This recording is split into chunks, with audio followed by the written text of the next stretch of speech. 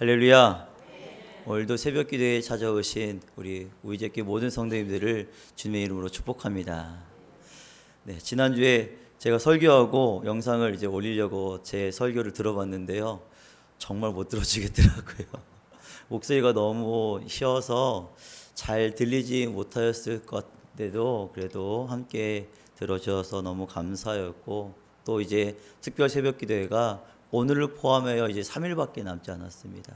앞으로 이틀밖에 남지 않았는데 그 시간 동안에도 우리가 함께 하나님께 간구하며 하나님의 나라 또 하나님의 뜻을 향해 나갈 수 있는 우리 모두가 되어지기를 예수님의 이름으로 소망합니다.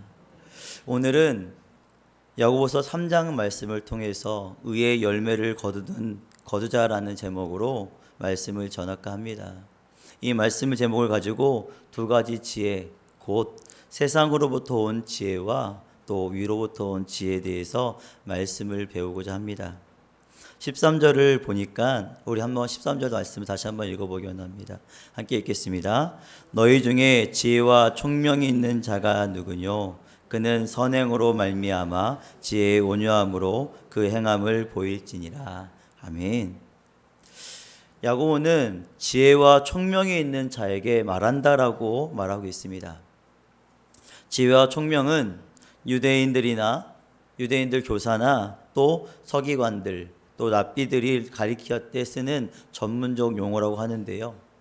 야고보서 3장 1절을 보면 야고보는 계속해서 선생이 되고자 하는 자들에게 이렇게 말하고 있습니다. 야고보는 지혜와 총명이 있다고 하는 자들에게 선행으로 말미암아 지혜의 온유함으로 그 행함을 보이라고 말씀하고 있다는 것이지요. 지혜롭다고 하는 자는 열매가 있어야 한다는 것입니다.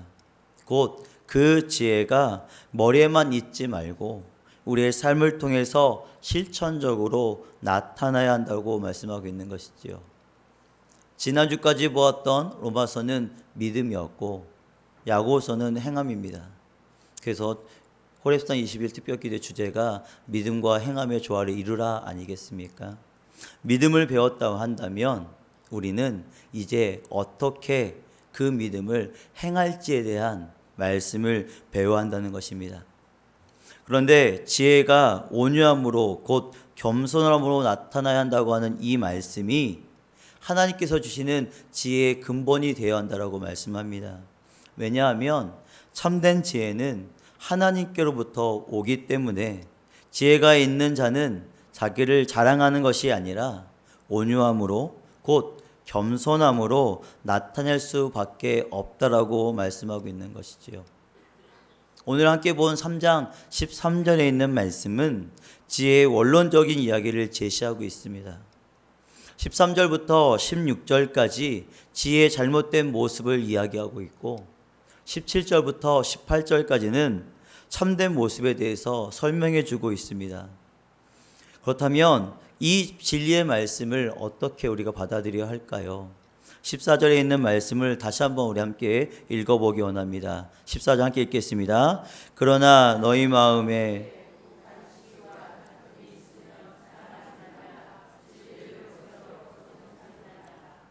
아멘. 그러나 너희 마음속에 독한 시기와 다툼이 있으면 자랑하지 말라라고 말씀하고 있지요. 진리를 거스려 거짓말하지 말라라고 말씀하고 있다는 것입니다.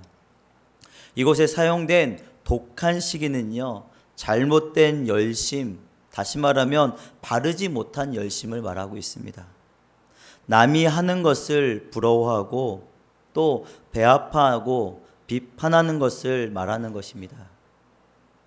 또한 여기에서 다툼이라는 단어는 사람을 자기 편으로 끌어들이는 마음이라고 표현하는데요. 조금 더 생각해 보아야 할 것은 여기서 말하고 하는 자기 편으로 끌어들인다라는 것은 좋은 의미에서 사용된 것이 아닙니다. 나쁜 의미로 자기 편으로 만들어서 당을 짓는 모습을 이야기합니다. 독한 시기와 다툼, 바르지 못한 열심과 당 지으려 하는 것, 이런 것이 잘못된 것이라고 하나님께서는 말씀하고 있다는 것이죠. 만약에 이런 독한 시기와 다툼이 있다면 우리에게 자랑하지 말라라고 얘기합니다. 바르지 못한 열심을 자랑하지 말고 당짓는 것, 편 가르는 것을 자랑하지 말라고 얘기하는 것이지요. 독한 시기와 다툼은 16절을 보면 요란한 모든 악한 일이 일어나게 한다라고 말씀하고 있다는 것이지요. 요란은 무질서함을 말하고 있습니다. 악한 것, 무익한 것, 나쁜 행동을 이야기하지요. 무질서한 악한 것, 무질서한 나쁜 것, 무익한 것이 우리에게 있어서 좋을 것이 무엇이 있겠습니까? 다시 말해서 독한 시기와 다툼은 공동체 가운데 혼란을 가져다 주고 아무런 유익을 가져다 주지 못한다라고 이야기하고 있는 것이지요. 도리어 공동체를 파괴하고 영적인 생명을 죽이게 되며 교회를 하나님의 사람으로부터 멀리하게 하는 악함이 생겨나게 한다라고 얘기합니다. 그러하기에 우리는 가능하면 독한 시기를 또 다툼을 자랑하지 말아야 할 것입니다. 지금도 그렇지만 예나 지금이나 유대인들은 하나님에 대한 열심이 얼마나 대단한지 모릅니다. 성지순례에 갔을 때 안식일 날 예루살렘 성벽을 붙잡고 그들이 얘기하고 있는 그 율법서를 읽는 모습을 보면요, 너무나도 대단합니다. 수염이 없는 사람은 가짜 수염도 이렇게 기르고요, 이렇게 올라오는 모자까지 써가며 자신들이 할 수 있는 예식처럼 그곳에 모여서 말씀이 있는 모습을 보면 얼마나 대단한지 모르겠습니다.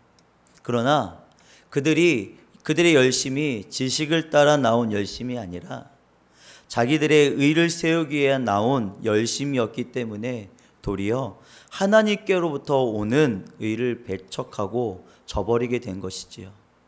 그러므로 유대인들은 그들의 행함이 없어서가 문제가 아니라 오히려 그들의 행함이 의와 진리를 생명을 배척하게 된 것이 문제라고 말씀하고 있다는 것입니다. 요한복음 3장 18절부터 21절의 말씀을 한번 같이 읽어보기 원합니다. 우리 18절부터 함께 읽겠습니다. 저를 믿는 자는 심판을 받지 아니하는 것이요 믿지 아니하는 자는 하나님의 독생자의 이름을 믿지 아니하므로 벌써 심판을 받는 것이니라. 그 정죄는 이것이니 곧 빛이 세상에 왔을 때 사람들이 자기 행위가 악함으로 빛보다 어둠을 더 사랑한 것이니라. 악을 행하는 자마다 빛을 미워하여 빛으로 오지 아니하나니 이는 그 행위가 드러날까 하며 진리를 쫓는 자는 빛으로 오나니 이는 그 행위가 하나님 안에서 행한 것임을 나타내려 함이라 하시니라. 아멘. 예수님께서 이 땅에 오시기 전에 자기들은 세상에서 빛이라고 여기며 살았다라고 말씀하고 있습니다. 예수께서 오시기 전에 세상에 있는 사람들은 내가 하나님 앞에 잘 살고 있어 라고 하면서 자기 스스로를 빛으로 생각했다는 것이지요. 그러나 그들이 어둠이었음을 무엇으로 통해서 볼 수 있었습니까? 바로 이 땅에 죄 없으시고 사랑으로 이 땅에 오신 예수 그리스도께서 오심을 통해서 드러날 수밖에 없었다라고 말씀하고 있습니다.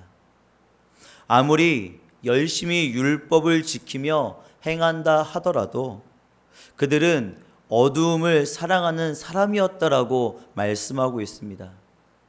그래서 예수님을 믿지 아니하는 그들을 향하여 예수님께서는 요한복음 4장 44절에 너희 아버지는 마귀라라고 단호하게 말씀하고 있음을 우리는 보아야 할 것입니다.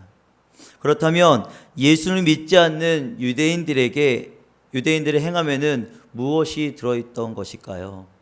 한번 생각해 보기 원합니다. 앞서 말씀드린 바와 같이 그들에게는 독한 시기와 다툼이 들어 있었다라고 말씀하고 있는 것이지요. 결국 그들은 시기심으로 예수님을 빌라도에게 내어주며 죽이기까지 하였습니다.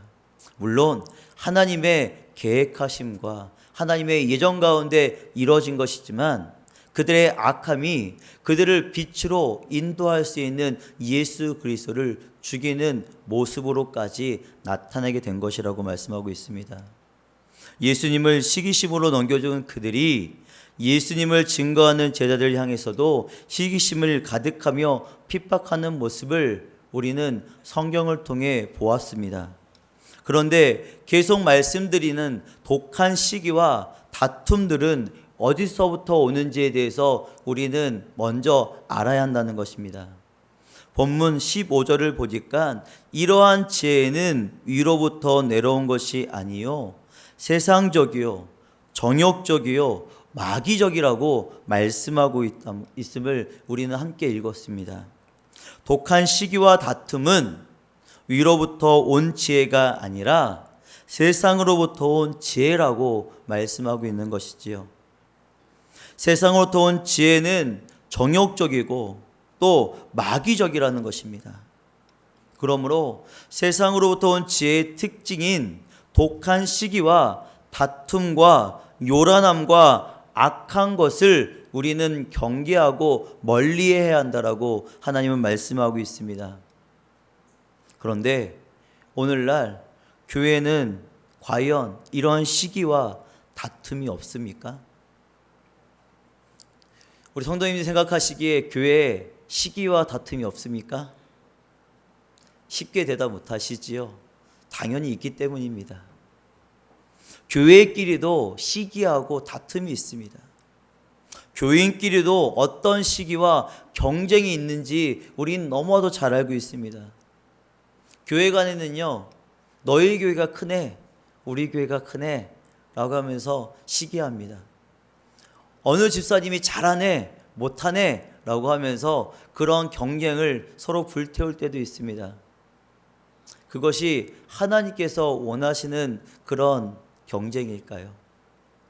교회 안에서는 어떻습니까?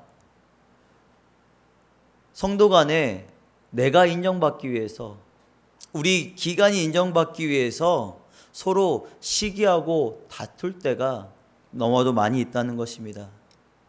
서로 세움받고 서로 인정하기 위한 그런 모습이 아니라 내가 하나님 앞에 더 잘나 보이려고, 하나님 앞에가 아니죠. 세상 사람들에게, 내 주변에 있는 자들에게 잘나 보이기 위해서 내 모습이, 우리 기관이 잘남을 증명하려고 하는 그런 시기가, 그런 경쟁이 세상에부터 온 그 지혜로 말미암아 교회 안에도 퍼지고 있다라고 말씀하고 있습니다. 심지어 생명을 살리는 전도는 어떻습니까? 생명을 살리기 위한 경쟁입니까? 아니면 내가 누구 한 명 더 전도했습니다 라고 하는 모습을 보이는 전도입니까?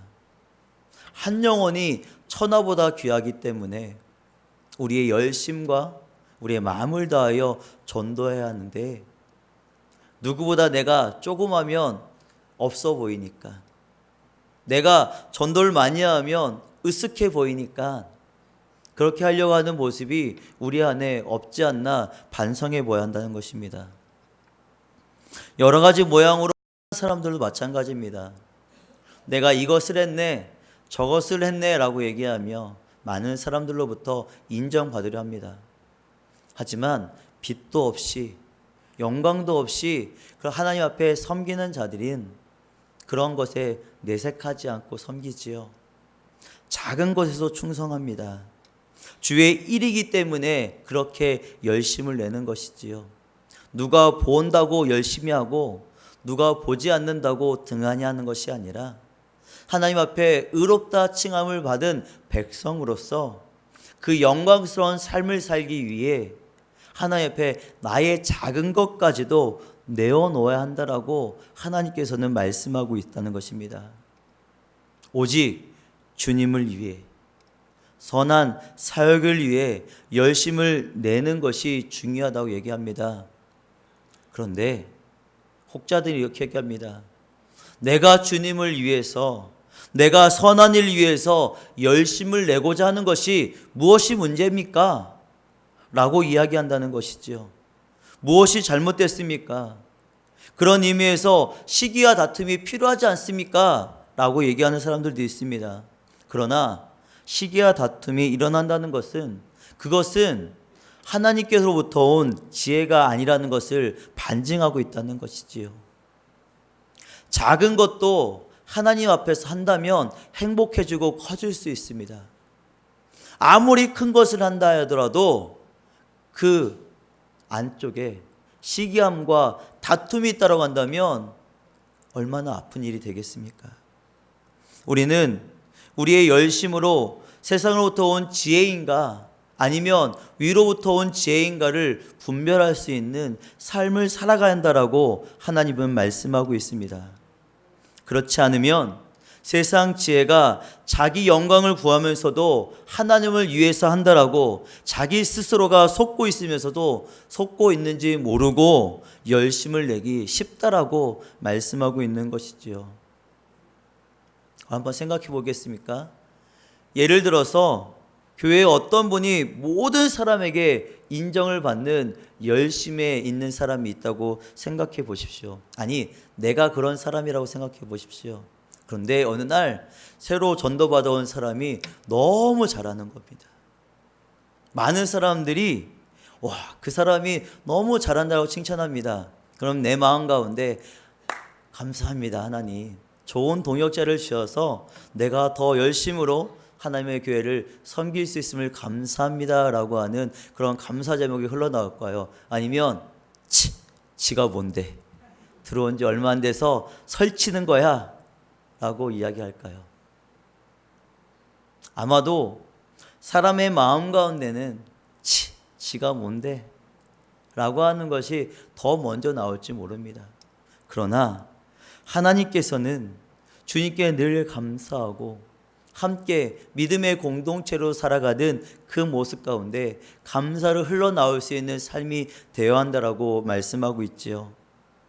지금까지 봉사였던 모든 것이 속된 말로 숲으로 돌아가지 않기 위해서는 우리가 위로부터 온 지혜를 가지고 하나님을 섬기고 있는 것인지 아니면 나의 만족? 아니면 나의 자랑을 위해서 시기와 다툼으로 행하고 있었는지에 대해서 우리는 스스로를 늘 점검해 보아야 한다는 것입니다. 이것을 통해서 우리의 믿음이 참된 믿음인지 아닌지에 대해서 다시금 점검해 볼 필요가 있다라고 말씀하고 있는 것이지요. 그래서 야고보서는 단지 행함이 없는 믿음은 죽은 믿음이라고 말하고 있는 것이 아니라 열심으로 행함을 나타내고 있지만 우리의 믿음이 위로부터 온 믿음인지 아닌지에 대해서도 점검해 보아야 한다고 말씀하고 있다는 것입니다. 우리가 교회 안에서 주의 일을 행하고 있는 그것들이 아무리 큰 것이든 아무리 작은 일이든 그 안에 독한 시기와 다툼이 있다면 그것은 과연 하나님께서 기뻐하시는 행위겠냐라는 것을 스스로 자문해 보아야 한다는 것이지요. 큰 일이든 작은 일이든 간에 독한 시기와 경쟁을 불러일으키는 일은 하나님께서 기뻐하시는 행위가 아닙니다. 그렇다면 우리가 하나님께서 기뻐하시고 우리에게 위로부터 온 지혜가 무엇인지 분별할 수 있어야 할 줄 믿습니다. 우리 17절과 18절에 있는 말씀도 다시 한번 읽어보기 원합니다. 함께 있습니다. 오직 위로부터 난 지혜는 첫째 성결하고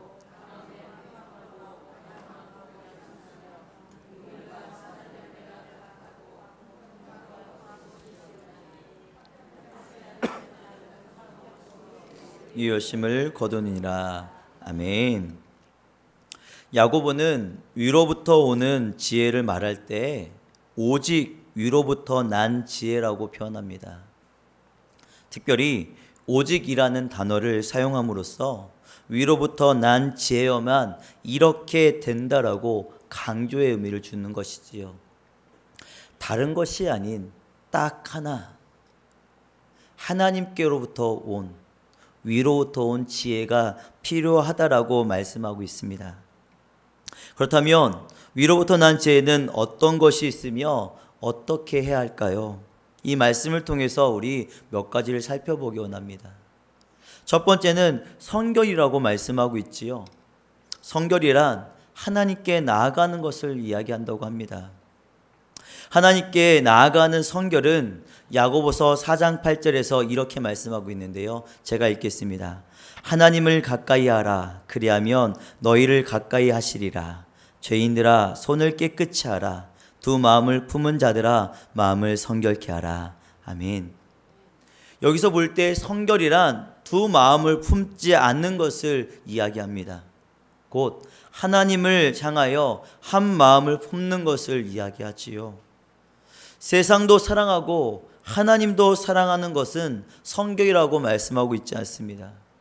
그러하기에 우리가 위로부터 온 지혜를 갖는 사람들은 이러한 성결, 하나님께로만 가까이 갈 수 있기를 간절히 소망합니다. 두 번째로는 위로부터 난 지혜는 화평케 한다라고 말씀하고 있지요. 시기와 다툼이 있는 곳에서는 결코 화평이 있을 수 없습니다. 화평이 있다라고 위장하는 것이지요. 빛과 어두움이 공존할 수 없듯이 시기와 다툼이 있는 곳에는 화평이 있을 수 없다라고 말씀하고 있는 것입니다. 시기와 다툼이 있는 곳에는 요란함과 모든 악과 악한 일이 있을 뿐 화평이 없다라고 말씀합니다. 그러므로 위로부터 난 지혜만이 화평케 하는 일이 일어난다라고 말씀하고 있지요. 시기와 질투가 일어날 이유가 없다라고 말씀합니다. 각자의 믿음의 분량대로 각자 받은 은사대로 행하고 있는데 거기에서 무슨 시기와 질투와 악한 일이 일어날 수 있겠습니까? 하나님으로부터 온 지혜를 가지고 각자 믿음의 분량대로 각자 은사대로 행할 수만 있다면 그곳에는 화평이 있다라고 말씀합니다. 그러면 이런 화평이 왜 위로부터 와야 합니까? 야고보서 1장 16절과 17절을 보면 이렇게 말씀을 제가 읽겠습니다. 내 사랑하는 형제들아 속지 말라. 각양 좋은 은사와 온전한 선물이 다 위로부터 빛들의 아버지께부터 내려오나니 그는 변함도 없으시고 회전하는 그림자도 없으시니라고 말씀하고 있다는 것이지요. 야고보는 속지 말라고 얘기합니다. 세상으로부터 오는 지혜인지 위로부터 오는 지혜인지 구별하라고 말씀하고 있습니다. 자기의 욕심에 이끌려 이를 벌려놓고 자기의 욕심을 이루기 위하여 시기와 다툼을 일으키면서도 이것은 하나님의 일이라고 하나님의 영광을 위한다라고 하는 그런 일에 자기 스스로 속지 말라라고 말씀하고 있다는 겁니다. 나의 영광, 나의 자랑이 아닌 하나님의 뜻, 하나님의 영광을 위하여 우리가 서로 아끼고 우리가 서로 섬기며 우리가 서로 낮출 수 있어야 한다라고 말씀하고 있지요. 각양 모든 좋은 은사와 온전한 선물 모든 것들은 빛 대신 아버지께로 오기 때문에 그 아버지께로 온 것을 행할 때는 악함이 시기와 질투가 없어야 한다라고 말씀하고 있습니다. 믿으십니까? 그러한 교회가 되기를 예수님의 이름으로 축복합니다. 세 번째로는 관용과 양순이라고 말씀하고 있지요. 위로부터 난 지혜를 받는 자는 주님께 관용을 얻은 자들입니다. 주님께서 부드럽고 따뜻하게 맞아주고 있다고 하는 것이지요.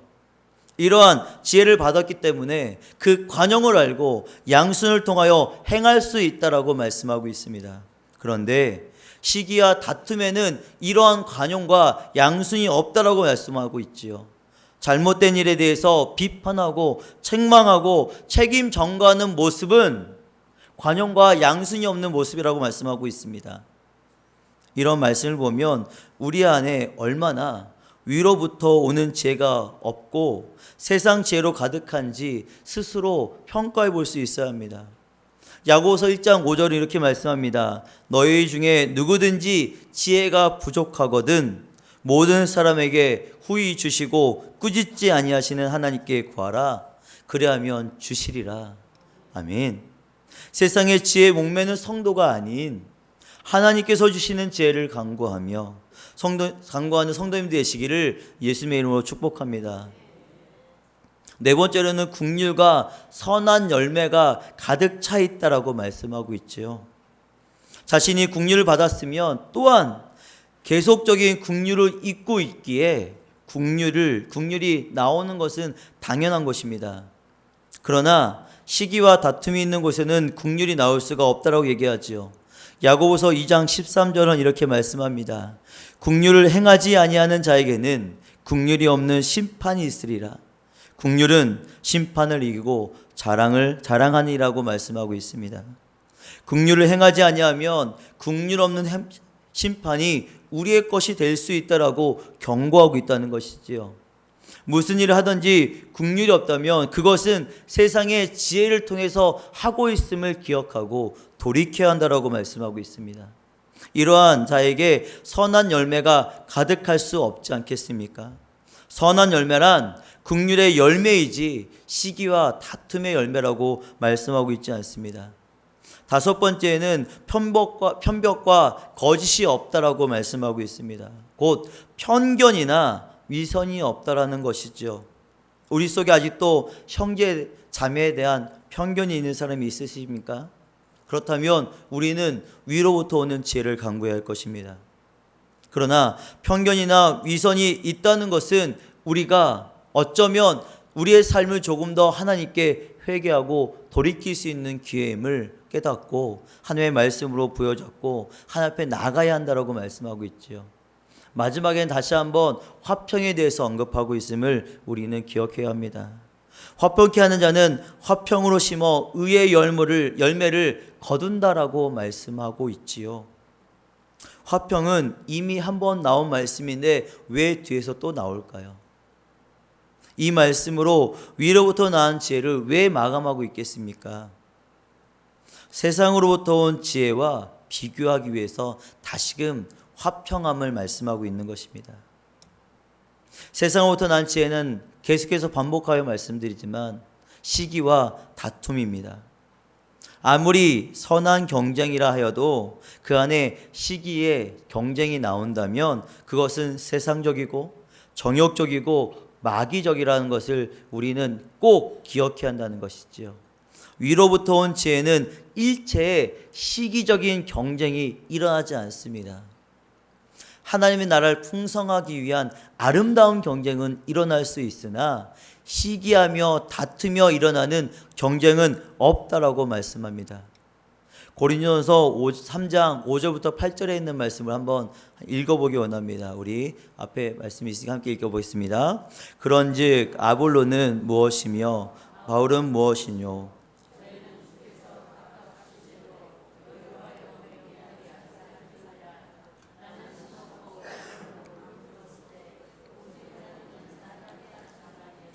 그런즉 심은 이나 물 주는 이는 아무것도 아니로되 오직 자라나게 하신 이는 하나님뿐이니라. 심는 이와 물 주는 이가 일반이나 각각 자기의 일하는 대로 자기의 상을 받으리라. 아멘. 사도 바울은 씨 뿌리는 자나 물 주는 자나 아무것도 아니라고 얘기합니다. 오직 자라나게 하시는 분은 하나님이시라고 말씀하고 있지요. 시기심으로 파당으로 나뉘어져 있는 그들에게 누가 십자가를 졌냐라고 책망할 수밖에 없다는 것입니다. 예수 그리스도께서 십자가를 지었습니다. 믿으십니까? 우리를 사랑하시기에 지신 것입니다. 여기서 무슨 시기와 경쟁이 있습니까? 내가 십자가를 지기 위해서 내가 죽겠다라고 시기와 경쟁이 있습니까? 아닙니다. 모두가 외면하고 싶었던 그 십자가를 예수님은 사랑하심으로 말미암아 달게 지었다는 것이지요. 그로 말미암아 믿는 자에게 영원한 생명을 허락하신 것 아니겠습니까? 조금은 낮아 보이는 일, 조금은 천해 보이는 일을 우리가 우리 스스로의 그런 자랑이나 체면을 내려놓고 행할 수 있어야 한다라고 말씀합니다. 이것이 바로 위로부터 온 지혜를 소유한 사람들의 특징 아니겠습니까? 오늘날 우리 안에 무엇이 가득하겠습니까? 세상에 지혜가 가득하십니까? 아니면 위로부터 온 지혜가 가득하십니까? 위로부터 온 지혜가 부족함을 발견하셨다면 아까도 말씀드렸지만 야고보서 1장 5절에 있는 말씀을 우리는 기억해야 한다라고 말씀하고 있지요.